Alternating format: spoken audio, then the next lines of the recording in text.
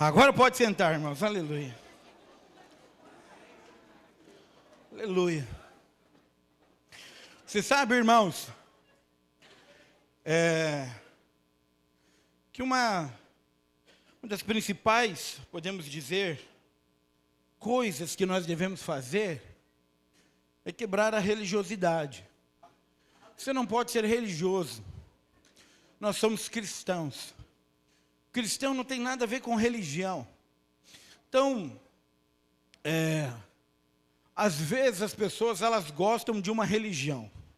Nós amamos a Jesus. Amém? Então, religião é uma coisa, Jesus é outra. Cristianismo é você viver pelo Espírito. Você quer saber se você é um cristão autêntico? É você ouve o Espírito e segue o Espírito. Esse é o cristão autêntico. Então, quando nós olhamos para a palavra de Deus, nós vamos perceber em Atos dos Apóstolos que a primeira vez que os cristãos, eles são chamados de cristão, não foi em Jerusalém, não foi na Judéia, mas foi em Antioquia. O primeiro lugar que chamaram de cristãos foi Antioquia. Por quê? Cristãos eram pequenos cristos. Eles olhavam para a igreja e eles viam que eles falavam, andavam, se portavam e manifestavam as mesmas obras que Jesus. Então eles falaram, esses são pequenos cristos, chamados de cristãos. Amém? Então ser cristão não é você estar em uma religião. Ser cristão é você ser um imitador de Cristo. Amém? Você ouve e segue o Espírito. Amém, irmãos? Tem cristão aqui, amém? Aleluia. Então prepare-se também, porque esse é o ano da multiplicação. Você crê nisso, amém? Aleluia. O Senhor vai multiplicar tudo na sua vida. Aleluia. Menos problema, isso Ele não vai multiplicar. Isso Ele vai remover, vai trocar problema por bênçãos. Aleluia. Aleluia. Então, março nós teremos a primeira campanha, dos 21 dias de jejum desse ano. Ok? Programe-se. E será exatamente sobre multiplicação. E em março também, nós iremos lançar um projeto sobre multiplicação. E espero, então aqueça o seu coração, porque o Senhor vai usar você esse ano de uma maneira extraordinária. Amém? Aleluia. E hoje eu quero compartilhar com você uma palavra. Estava meditando, orando ao Senhor. E eu quero compartilhar com você sobre uma vida com propósito. Nós precisamos viver um propósito e temos um propósito. E começando a orar e pensar, a refletir e a meditar, nós hoje vivemos em um tempo onde não há propósito. As pessoas não têm um propósito real, definido na sua vida. E uma vida sem propósito é uma vida vazia. É uma vida sem sentido. Não tem marco, não tem graça. Porque não tem um propósito. Elas não entendem um propósito existencial. Então você pergunta talvez para uma pessoa que ela esteja vivendo no mundo, ou esteja no mundo, e você pergunta para ela qual é o propósito da sua existência, da sua vida. Ela não vai ter um propósito definido.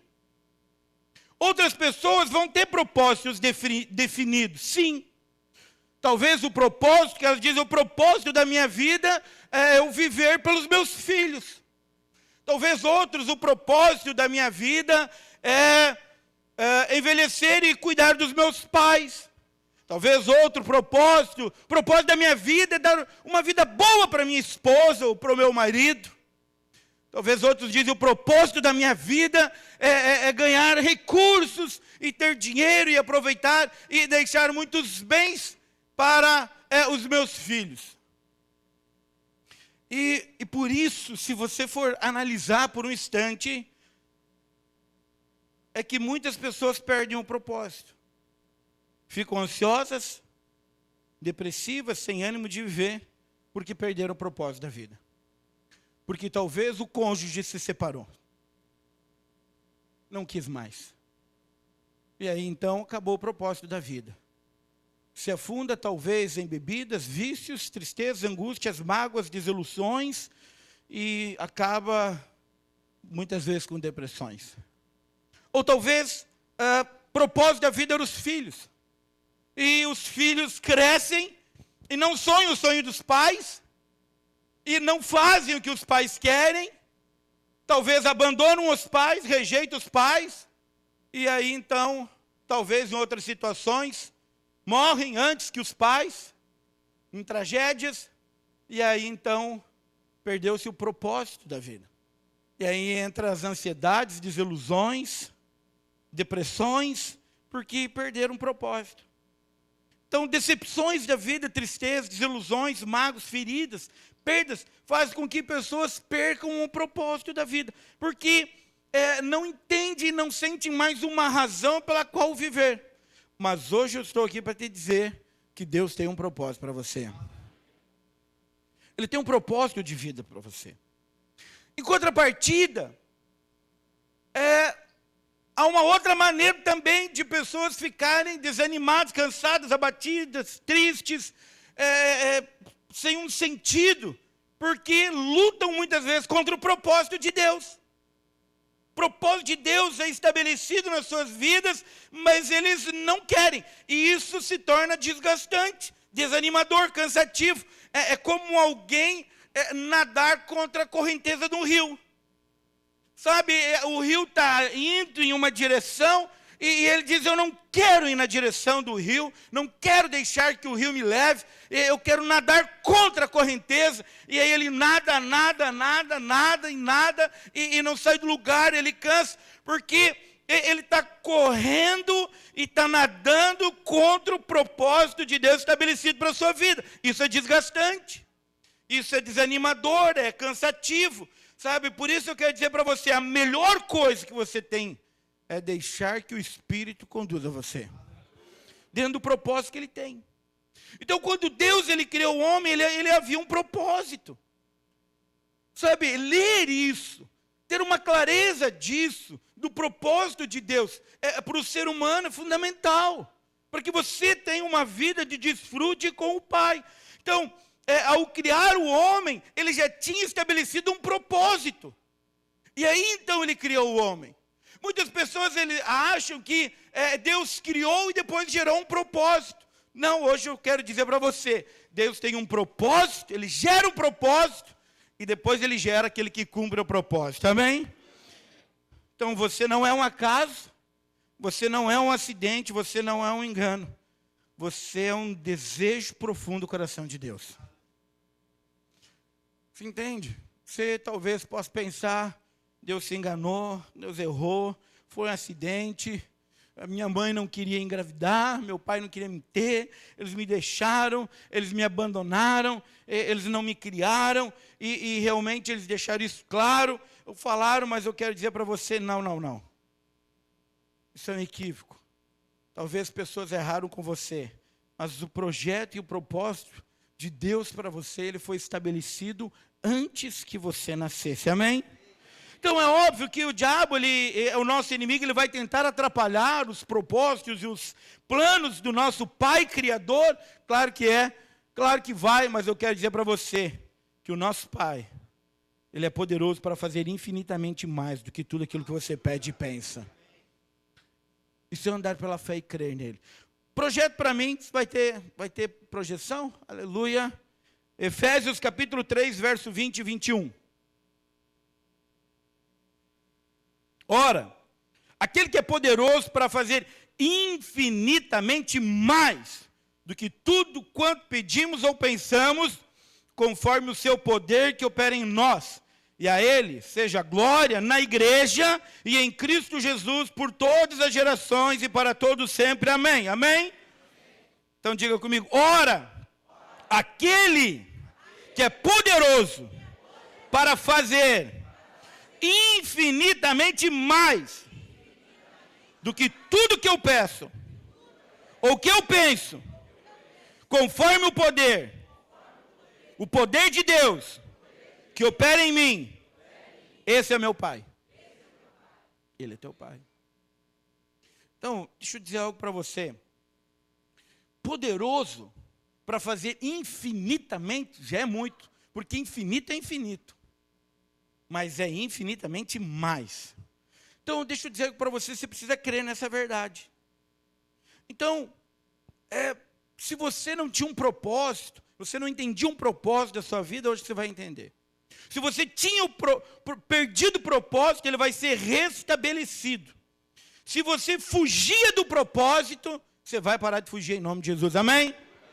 Porque você sabe que o que mais gera cansaço e desgaste em um filho de Deus, tem filho de Deus aqui, amém? É fugir de Deus. Esse é o maior cansaço que você pode ter. Sabe, é você querer viver na sua carne, na sua alma, pelas suas vontades, pelas suas emoções e pelas suas paixões. Isso cansa você. Por quê? Como fugir de Deus? Como fugir do propósito de Deus? Se Ele é onipresente, onisciente, onipotente. Você entende? É isso que desgasta você. É quando você sabe que deveria fazer e não faz. Você sabe que deveria ir, mas não foi. Você sabe que você não deveria ir, mas você foi. É isso que desgasta. Você entende? É isso que cansa você. Porque você sai do propósito de Deus. E quando você sai do propósito de Deus, a sua alma fica angustiada. A sua alma fica cansada.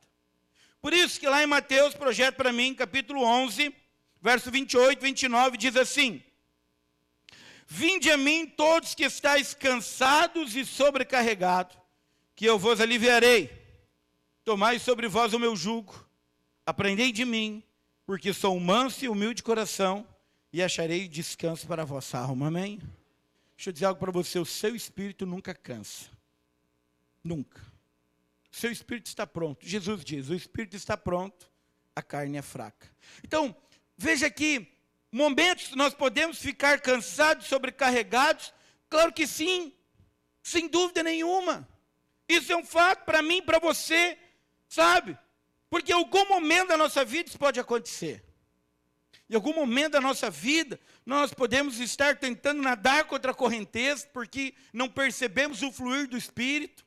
Assim como João falou, perdemos o mover, ou outras vezes queremos definir como vai ser o mover de Deus, queremos definir como Deus tem que fazer na nossa vida, como tem que nos guiar, como tem que nos conduzir, para onde tem que nos levar, e aí nós em algum momento podemos ficar cansados, sobrecarregados, e por isso que Jesus disse, vinde a mim.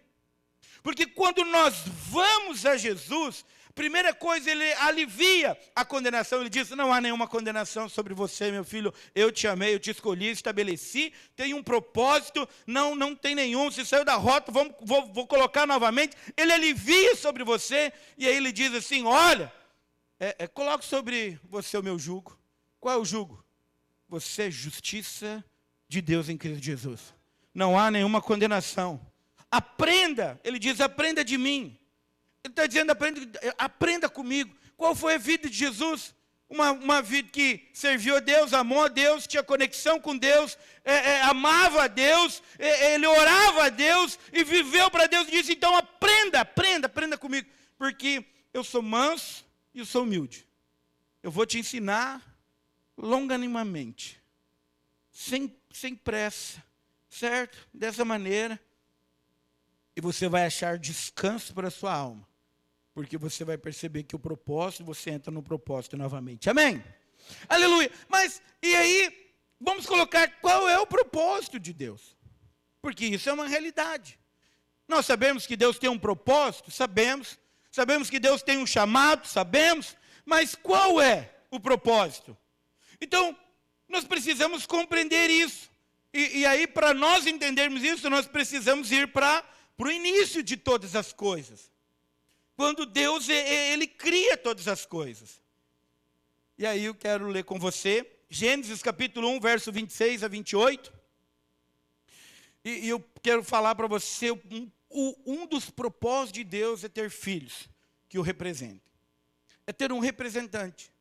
Então os céus são os céus de Deus e a terra Ele deu para os filhos do homem. Então veja bem, Ele deu a terra para mim e para você. Mas não para nós sermos dominados pelas coisas da terra, mas para nós dominar.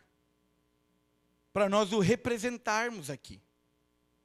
Então, muitas vezes, a sua alma cansa, você cansa, você talvez desanima, você, na verdade, se abate, porque você não está reinando em vida. Você está deixando que o mundo reine sobre você. Você precisa compreender isso, que aqueles que recebem a abundância da graça e o dom da justiça, eles reinarão em vida. Reinarão em vida. Então, reinar em vida é quando as circunstâncias não dominam você, mas você consegue alterar, mudar as circunstâncias, através da palavra de Deus que flui através de você, amém? Então, as coisas do mundo não dominam você, mas você domina elas.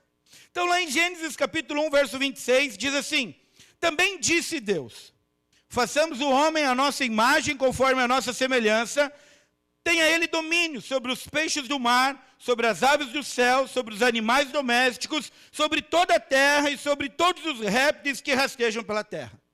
Então, deixa eu falar algo para você aqui, só para você compreender o contexto, ok? Antes de Deus criar o homem, ele deu a luz, ele gerou a luz, haja luz. Ele criou a terra, ele criou os céus, ele criou a água, a separação de águas, criou os peixes, criou os répteis, ele criou tudo. Depois que ele criou tudo, ele estabeleceu o homem. Então deixa eu te falar algo, e aí quando ele estabelece o homem, ele está dizendo para que ele tenha domínio, mas ele tenha domínio sobre o propósito.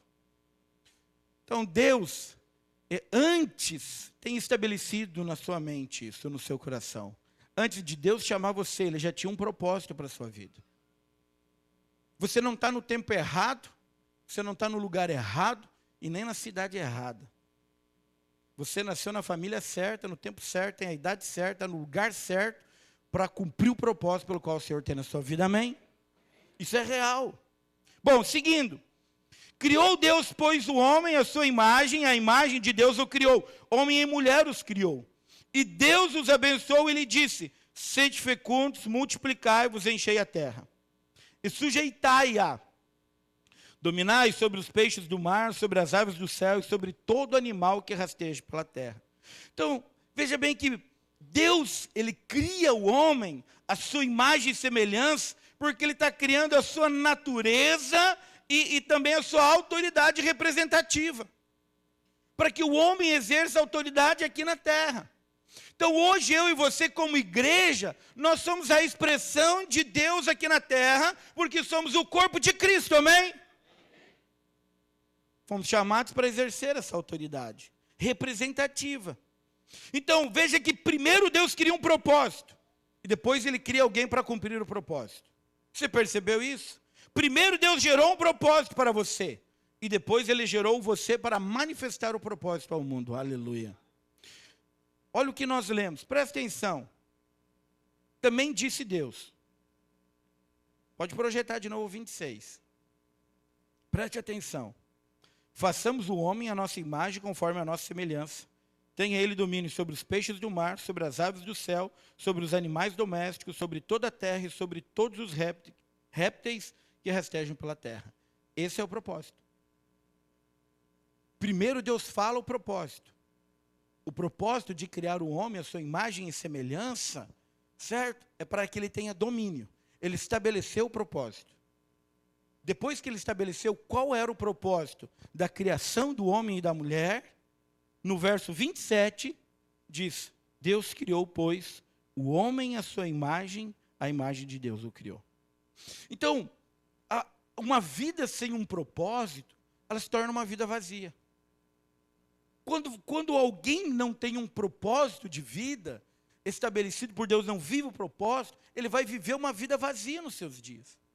E por isso que hoje, muitas vezes, pessoas, elas acabam entrando em depressões e angústias, porque elas não conseguem ver um propósito para a sua existência aqui. Agora, eu quero dizer para você que quero ampliar um pouco o propósito para você entender. O Senhor não quer ter um representante. O Senhor deseja ter vários representantes. O Senhor o desejo dele é ter muitos filhos, não poucos, mas muitos filhos. Diga comigo assim: o desejo de meu pai é ter muitos filhos. você faz parte disso. Por quê? Porque Deus estabelece propósito também.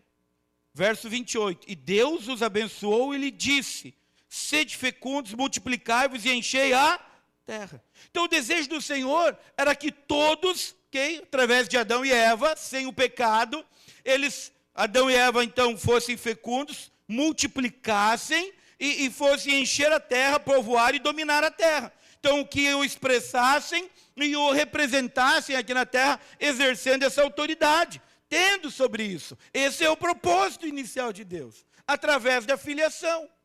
Mas agora nós vamos encontrar a queda. E quando entra a queda, perde-se então parte do propósito.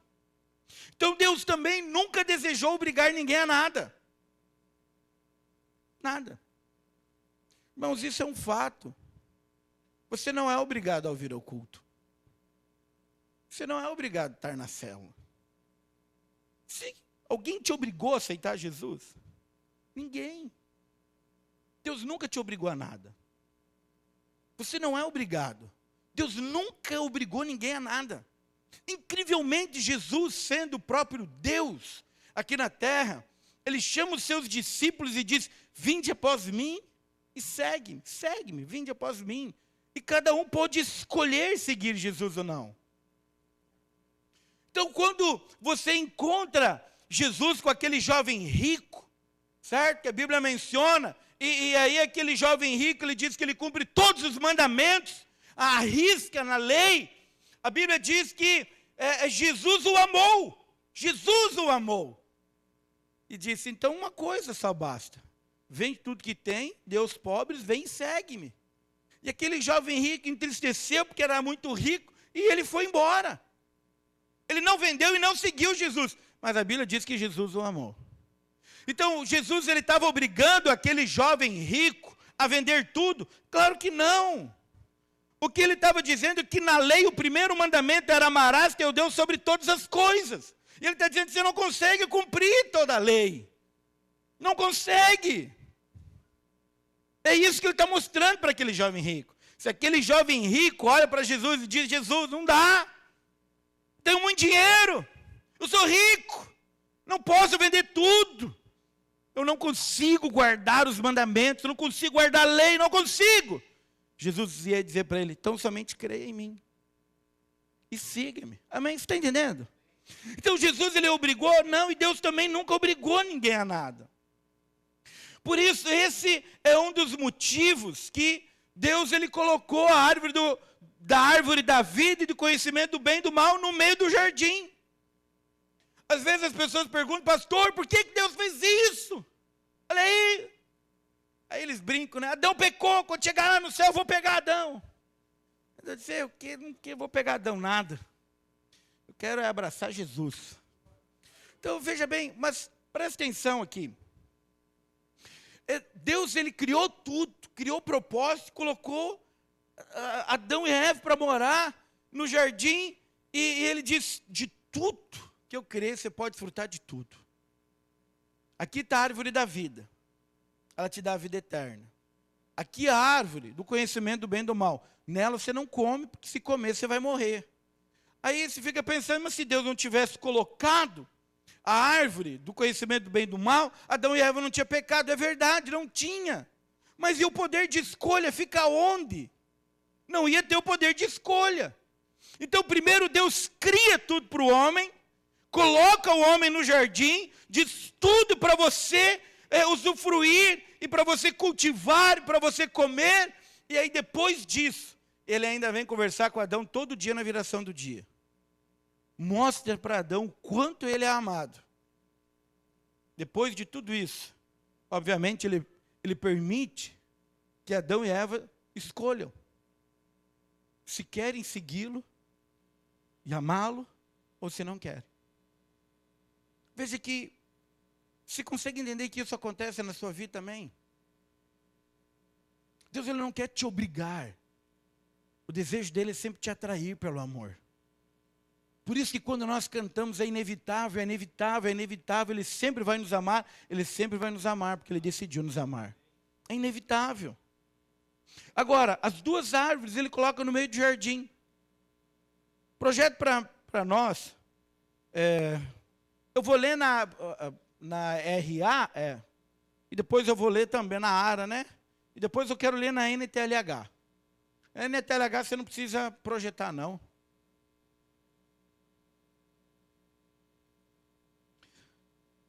Gênesis 2:9 diz assim: do solo fez o Senhor Deus brotar toda árvore, toda sorte de árvores agradáveis à vista e boas para alimento. E também a árvore da vida no meio do jardim e a árvore do conhecimento do bem e do mal. Na versão NTLH, gostei dela, é um pouco mais precisa. Diz o seguinte: o Senhor fez com que ali crescessem árvores lindas, de todos os tipos, que davam frutas boas de se comer. No meio do jardim ficava a árvore que dá vida e também a árvore que dá o conhecimento do bem e do mal. Então, na versão ARA, fala que no meio está a árvore da vida. Mas a árvore do conhecimento do bem e do mal não deixa muito claro que é no meio. Mas na versão NTLH fica isso mais claro para você compreender. As duas árvores estavam no meio do jardim. A árvore da vida, que aponta para Cristo, que é da vida eterna, e a árvore do conhecimento do bem e do mal, que aponta para uma vida longe de Deus, na alma, na carne, uma vida independente de Deus. Alguma vez você se perguntou por que Deus colocou no meio do jardim essas árvores? Elas não estão numa ponta, elas não estão numa lateral, elas não estão afastadas uma da outra, mas elas estão absolutamente no meio do jardim, as duas árvores. Porque Cristo deve ser o centro da sua vida. Se Cristo não for o centro da sua vida, você está vivendo uma vida independente. A sua alma está sendo o centro. Você não consegue fazer as duas coisas. Então, o centro da sua vida está em escolher viver Cristo ou rejeitar e viver na carne. Então, quando você diz sobre o conhecimento do bem e do mal, é você viver sua vida independente. Sua vida na alma, pelas suas emoções, totalmente longe do propósito de Deus. Viver a sua vida com Cristo é exatamente o que Paulo ele descreve. Porque para mim o viver é Cristo. Morrer é lucro. Mas o viver é Cristo. Porque esse é o cristianismo. Isso é tão sério, irmãos. Por quê? Porque um dia alguém expressou Cristo para você. E porque ele expressou Cristo para você, hoje você está aqui. Então o cristianismo ele é mais do que você vir aos cultos no domingo. É mais do que você estar nas células na quarta-feira. Cristianismo é um estilo de vida. Então, quando Deus ele deu a oportunidade, obviamente, para Adão e Eva, é porque ele está dizendo: olha, eu não quero que vocês me obedeçam porque vocês são obrigados. Eu quero atrair vocês pelo amor e quero que, obviamente, vocês me sigam e me amem de uma maneira que você vai devolver o amor que eu tenho dado a você. Não de uma maneira na lei. Não de uma maneira obrigada. Então, o propósito de Deus para a sua vida você tem a oportunidade de você escolher. Viver Ele ou não viver. Aceitar ou rejeitar. Por isso que antes, se você for pensar um pouco na sua vida, antes de Cristo, a sua vida ela era vazia. E nós tentávamos preencher a nossa vida com coisas desse mundo, que fosse dinheiro, festas, drogas, relacionamentos, prazeres e etc e tal. E nunca preenchia, mas quando veio Jesus, preencheu.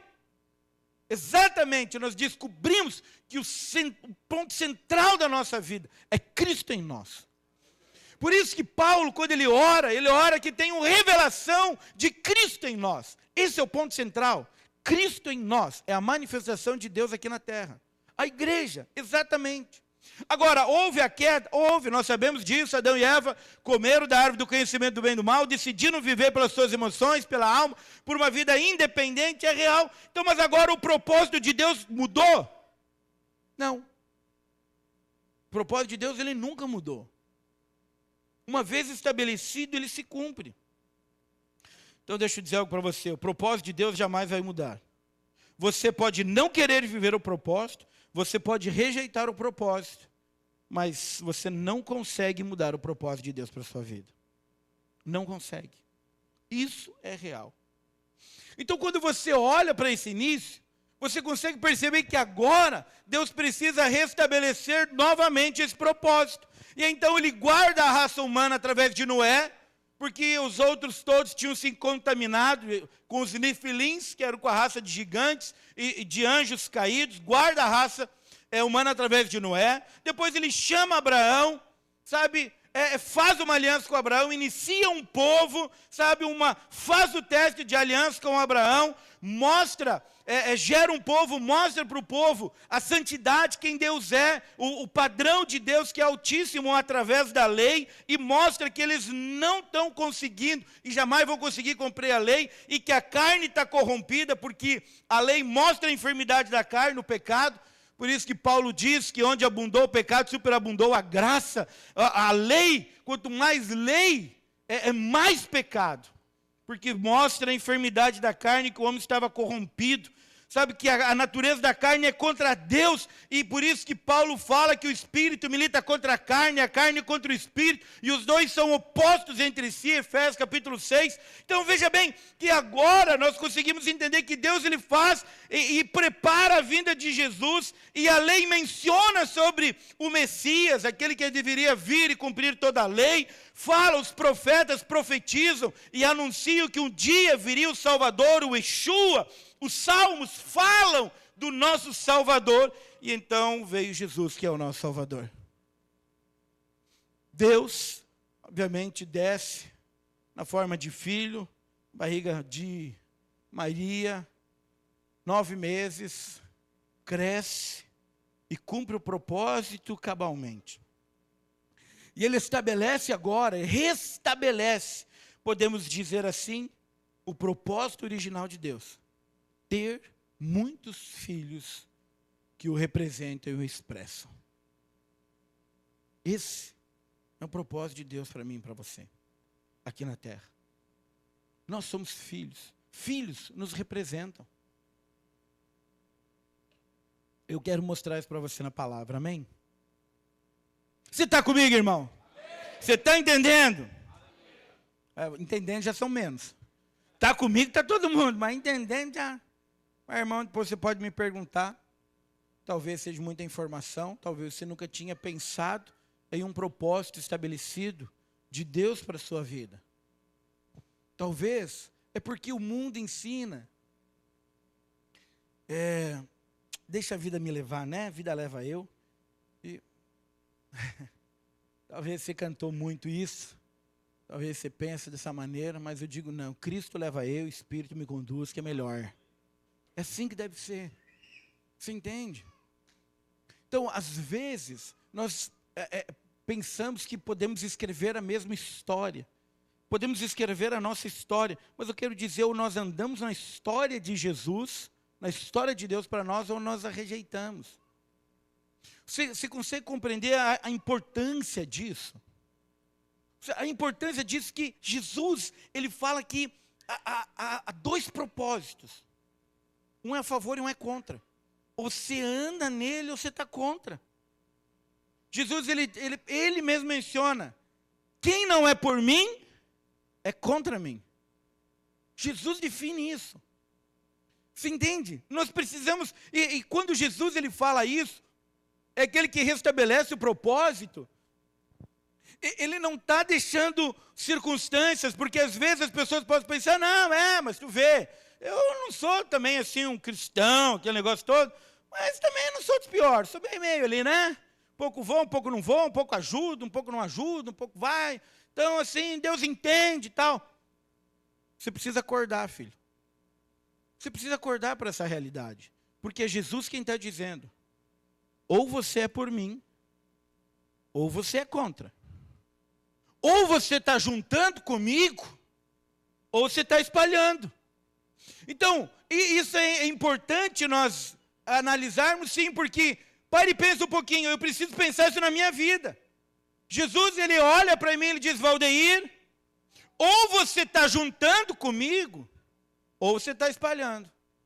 Valdeir, ou você é por mim, ou você é contra mim. Sabe, não tem um meio termo. Muitas vezes a gente quer viver um meio termo. E é isso, eu já vou fazer uma introdução para a palavra da semana que vem. Certo? Mas se você quer saber mais, faça o curso de maturidade no Espírito. As vagas serão abertas amanhã. Mas deixa eu dizer algo para você. É porque você, talvez, em algum momento da sua vida, acha que você pode agradar todo mundo, mas não vai dar.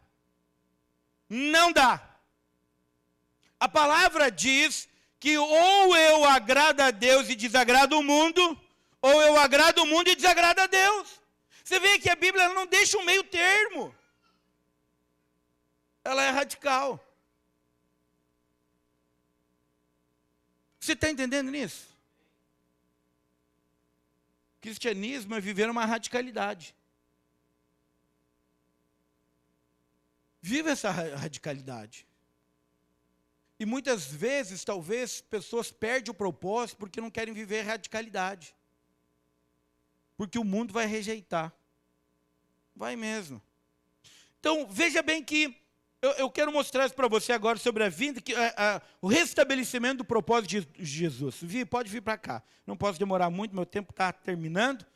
Projeto para mim, João capítulo 1, verso 29 e 30.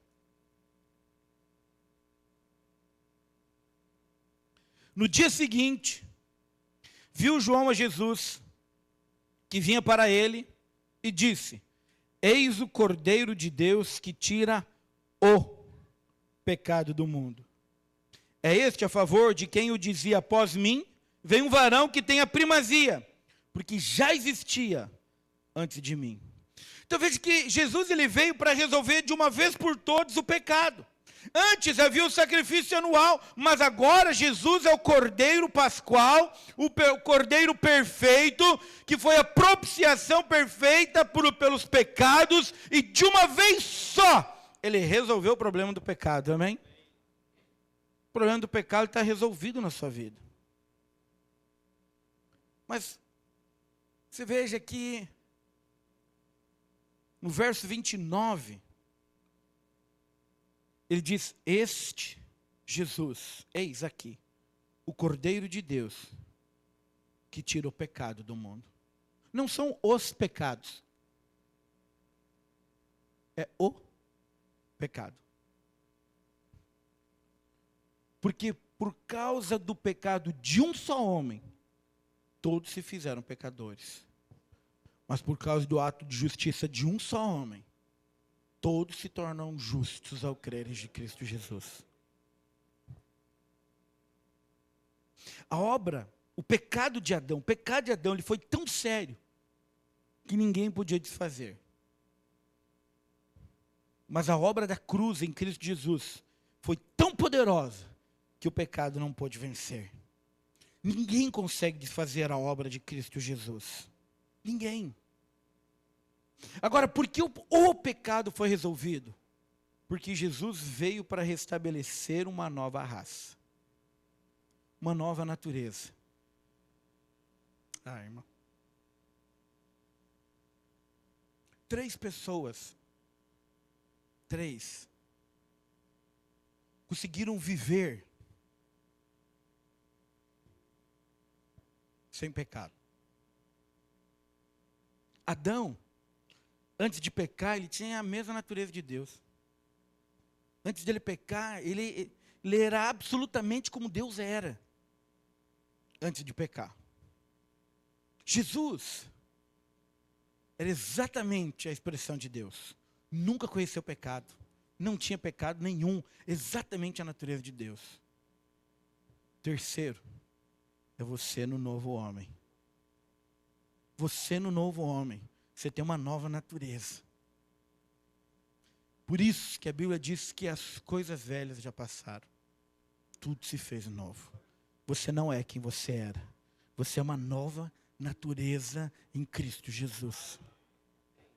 O pecado não tem mais domínio sobre você. Não tem. O pecado tinha domínio no teu velho homem, mas no novo não tem. O espiritual tem a mesma natureza de Deus. A mesma. Você sabe porque você pode chamar Deus de Pai? Por causa da filiação. Mas só pode chamar de Pai aquele que tem a mesma natureza. Se não for a mesma natureza, não tem como. É impossível. Por isso, que quando aquela pessoa crê em Jesus, ela é feita filha de Deus. Isso está em João capítulo 1, verso 12. E em João capítulo 3, 6 diz: o que é nascido da carne é carne. Você nasceu de Adão. Você era carne. Você nasceu do pecado. Sabe, todos nós nascemos do pecado. E estávamos separados de Deus. Por causa do pecado de Adão. A nossa natureza era pecaminosa. Você não precisa ensinar uma criança a pecar. Ela peca. Você precisa ensinar uma criança a mentir? Não precisa. Ela mente. É a natureza dela. É um pé de pecado. Eu sei que você olha para um bebezinho, você diz, você não pode. É verdade, é como um pé de abacate. Você olha pequenininho, é um pé de abacate. Diz, mas não pode. Mas espera crescer. Quando crescer vai dar fruto. Isso é a natureza. Mas quando creu em Jesus, a natureza mudou. Antes eu era nascido de Adão, eu era carne. Mas quando eu nasci do Espírito, eu me tornei Espírito. A vinda de Jesus restabelece o propósito. Nenhum homem podia representar completamente Deus na terra. Jesus pôde. Mas ele inicia uma nova raça. A raça dos filhos. Dos eleitos. Dos chamados. Para cumprir o propósito pelo qual o Senhor estabeleceu lá em Gênesis. Dominar, sujeitar a terra. Mas para multiplicar também. Então veja que quando você anuncia o Evangelho para alguém que crê no Evangelho e confessa Jesus, e essa pessoa nasce de novo no Espírito, você está se multiplicando. Você está sendo fecundo e você está multiplicando. Veja que nos fala Romanos capítulo 8.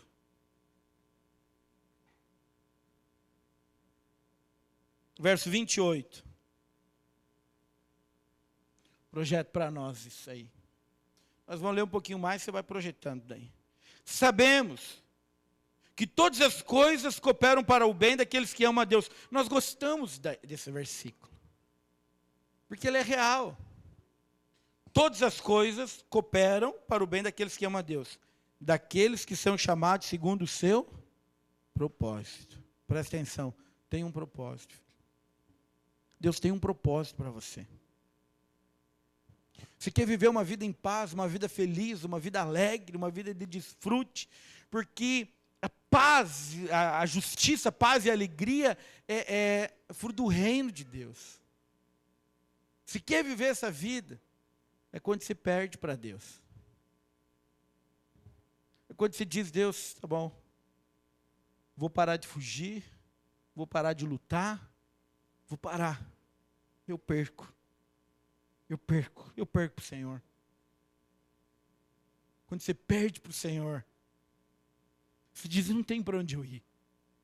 Não tenho o que fazer. Eu vivi no mundo, mas ele não me preencheu. Eu vivi no mundo, mas não tinha alegria. Agora eu perco o Senhor para viver o seu propósito. Para te representar aqui. Aí vem a paz que excede todo entendimento, que preenche você se sente tão seguro. Porque você foi chamado segundo um propósito, e todas as coisas, elas vão cooperar para que o propósito de Deus se cumpra na sua vida. O Senhor vai pegar as circunstâncias para talvez pressionar você para que o propósito se cumpra.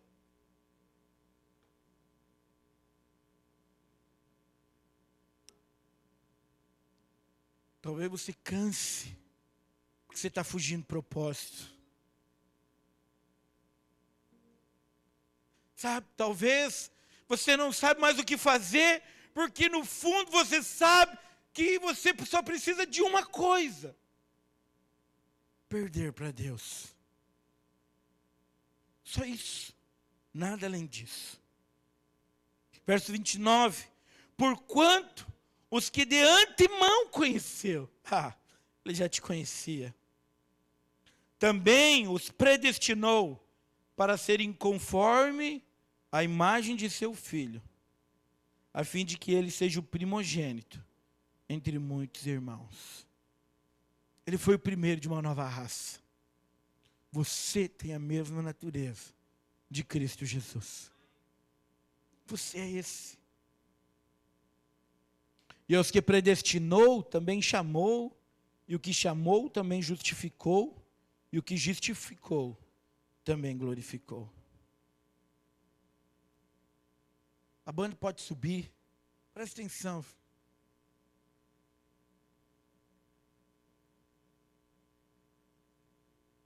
O propósito é dele. O propósito é dele. O sonho é dele. Não foi você quem amou ele. Mas foi ele quem te amou. Não foi você que escolheu ele. Foi ele quem te escolheu. Agora presta atenção. Não caia na ilusão de achar que é você que escolhe o propósito. É ele quem escolhe o propósito. Foi ele quem escolheu. Você pode abraçar o propósito e seguir ele. Você pode rejeitar e não viver. Mas o propósito não mudou. Ele continua sendo o mesmo. 2 Coríntios, capítulo 5, do verso 18 ao 21, diz assim: ora, tudo provém de Deus, que nos reconciliou consigo mesmo, por meio de Cristo, e nos deu o ministério da reconciliação. A saber, que Deus estava em Cristo, reconciliando consigo o mundo, e não imputando ao homem as suas transgressões. E Ele nos confiou a palavra da reconciliação. Jesus tomou o nosso lugar e nos reconciliou com Deus. Deus nos reconciliou com Ele em Cristo Jesus, lá do propósito de Gênesis. Quando Adão pecou e perdeu a sua imagem e a sua semelhança, Deus em Cristo Jesus nos reconciliou e nos trouxe novamente para dentro do propósito, com a mesma imagem e com a mesma semelhança. Mas não só isso. Ele nos confiou a palavra da reconciliação. Não é a palavra da condenação. Não é a palavra da justiça própria. Mas é a palavra da reconciliação. Para que nós possamos anunciar que o Senhor quer reconciliar o perdido. Ele chama o perdido para ser reconciliado. De sorte que somos embaixadores em nome de Cristo. Como se Deus exortasse por nosso intermédio. E em nome de Cristo, pois, rogamos que vos reconcilieis com Deus. Ora, aquele que não conheceu o pecado, Ele o fez pecado por nós, para que nele fôssemos feitos justiça de Deus. Eu e você, nós somos embaixadores. Nós somos representantes porque temos a mesma natureza. Você sabe o que é um embaixador? É aquele que representa um país. Então o Brasil tem um embaixador nos Estados Unidos, que representa o Brasil e o nosso presidente. E aquilo que ele fala tem autoridade. eu e você. Nunca merecemos. Jamais iremos merecer. Mas Ele decidiu fazer de nós embaixadores de Cristo aqui na terra. E quando nós falamos, nós estamos dando autoridade. Estamos liberando a autoridade. E estamos representando a autoridade de Cristo, onde nós estivermos. Por isso, que Antioquia foram chamados de cristãos. Porque eles falaram, eles estão andando, eles estão falando da mesma maneira que Cristo fez. Eles eram embaixadores como eu e você somos. Quero que você se coloque de pé.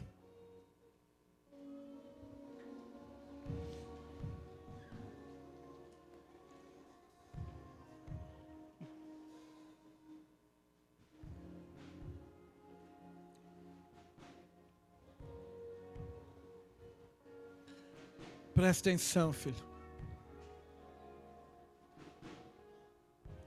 O propósito de Deus para que o homem que foi feito à sua imagem e semelhança o representasse em autoridade e tivesse comunhão com Deus. O propósito foi perdido. Deus restabeleceu o propósito. O propósito de Deus para a sua vida é que você o represente aqui na terra. Por isso que Ele te fez filho. Quando Ele te fez filho, foi para ter um relacionamento. E através desse relacionamento, você possa dominar, subjugar as coisas aqui da terra, representando Ele aqui, sobre todas as coisas.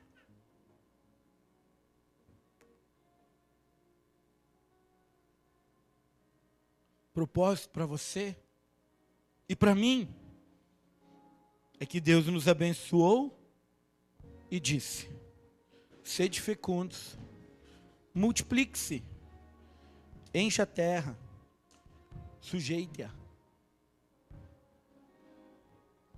Incrivelmente, presta atenção, nós já vamos orar.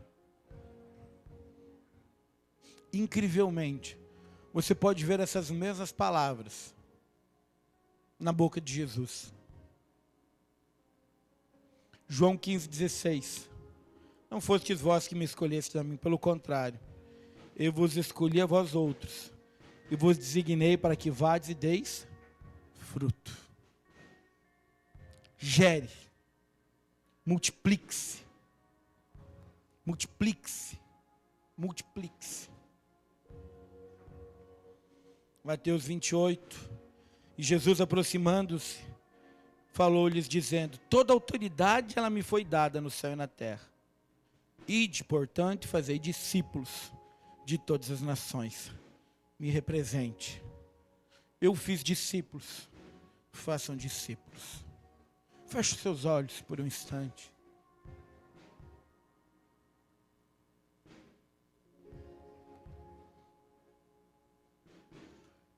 Sabe? Talvez você, algum momento da sua vida, você tinha perdido propósito.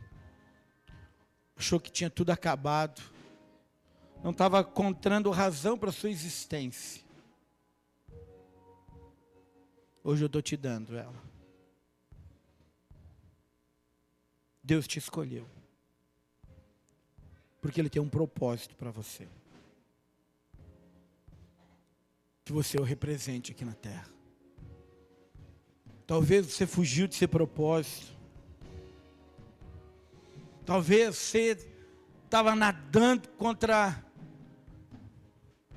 a correnteza do propósito, lutando contra ele. Deixa o Espírito te conduzir. Deixa ele te carregar completamente.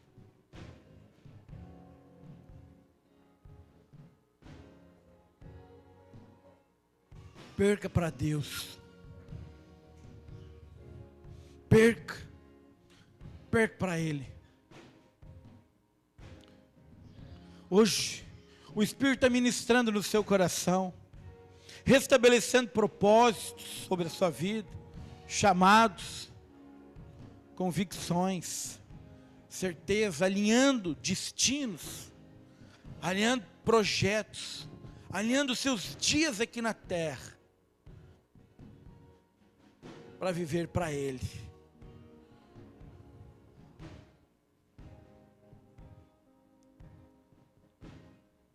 Talvez alguns momentos da sua vida não foram bons, e esses momentos, nem todos eles foram criados por Deus, acredita nisso, porque é a realidade.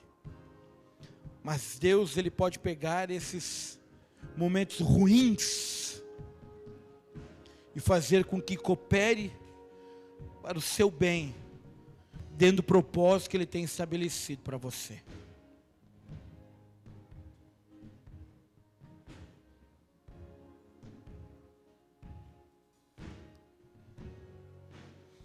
A banda vai cantar um louvor, e quando ela estiver cantando,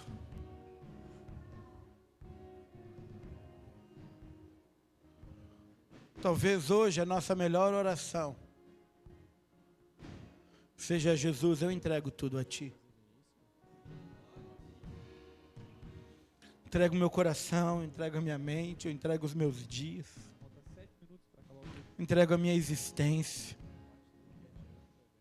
entrego meus sonhos, meus projetos, eu entrego tudo a Ti. E decido confiar completamente no Senhor. E viver para o Senhor todos os dias. Ah, pastor, eu não sei. Eu tenho medo de como será. Serão dias maravilhosos, de paz e de alegria, satisfação no Espírito. Nesse andar, as curas acontecem, os casamentos são restaurados, os filhos são salvos, o recurso financeiro vem, porque você está dentro do propósito, você perdeu para Ele. Por isso, quero que você ore. Eu não sei exatamente se você em algum momento tinha perdido, se você está no propósito, você tinha perdido o propósito, tinha abandonado o propósito, você não compreendia Ele. Mas hoje, oportunidade para você dizer: eu compreendi que eu tenho um propósito, e eu quero viver Ele aqui na terra, em nome de Jesus, amém? Davi, um louvorzinho.